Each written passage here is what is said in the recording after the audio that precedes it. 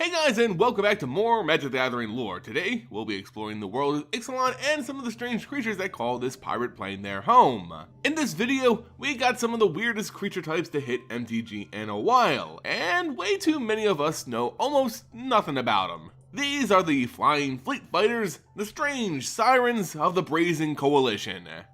Now, I know what you're thinking, Sirens, like the mythical creatures whose call spells doom for any man who sails within shouting distance? Yep, basically the same thing we have here on Ixalan, but with a swashbuckling twist. These ain't your daddy's Sirens, mysterious, alluring, secretive. Nah, this is Ixalan, a place where any creature type can be a pirate, and the Sirens are no exception.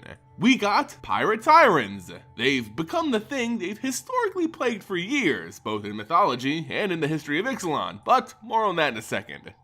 So yeah, I know it's weird, but remove the pirate tag from their typing and you'll realize we've actually seen Sirens in MTG before. Now, not a ton like we see on Ixalan, this is the first time we've seen them in mass, but they have appeared on planes like Theros with Cloaked Siren and Hypnotic Siren, even with a Zombie Siren in Siren of the Silent Call. Outside of Theros, however, we've seen some from like commander sets, but nothing else. Without a doubt, Ixalan's the undisputed world of the Sirens.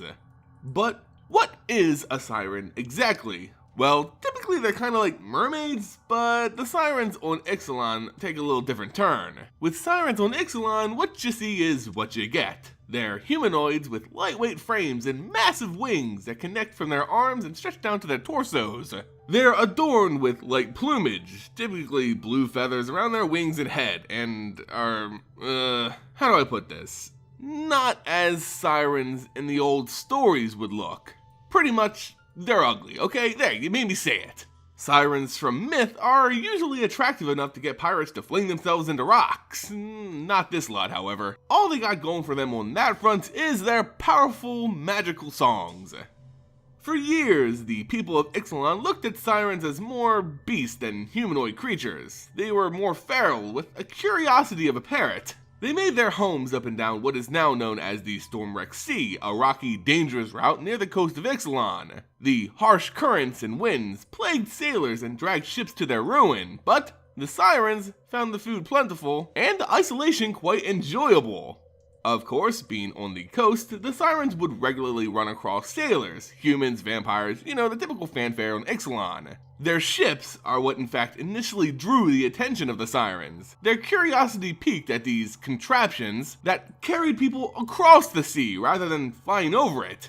Using the power of their songs, magic that lured people in their direction, the Sirens observed these ships and grew to enjoy them. Some loved playing with their toys, forcing their captains to crash into well-laid traps, allowing the Sirens to investigate the wreckage later. Others, deciding to embrace their connection to these ships, have even decided to land on them and join the various crews. The first occurrence of a pirate siren on Ixalan. Why would a captain allow one of these tricksters on their ships? Well, they usually become pretty useful tools. As a member of a crew, a siren is bestowed the title of the ship's song, for obvious reasons.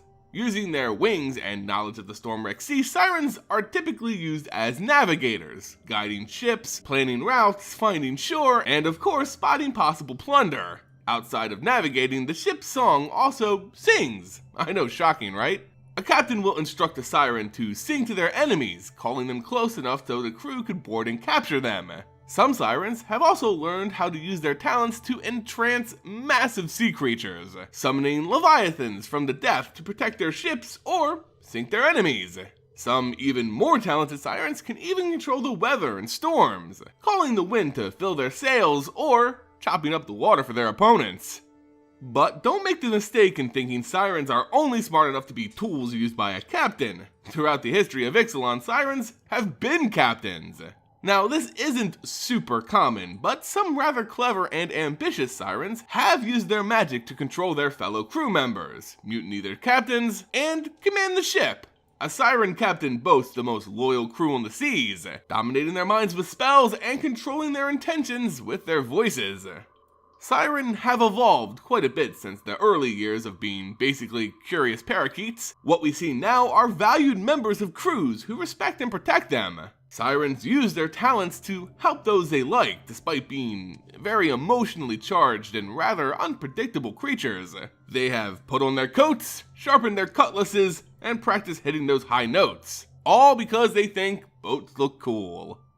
Anyway guys, that's the complex history of the pirate sirens on Ixalan. Are you a fan of these blue flying pirates who are basically just there to enable raid? Let me know in the comment section below. If you enjoyed the video, make sure you leave it a like, sub to the channel, and of course, share it across the multiverse. As always my dudes, thanks so much for watching, and I'll see you next time.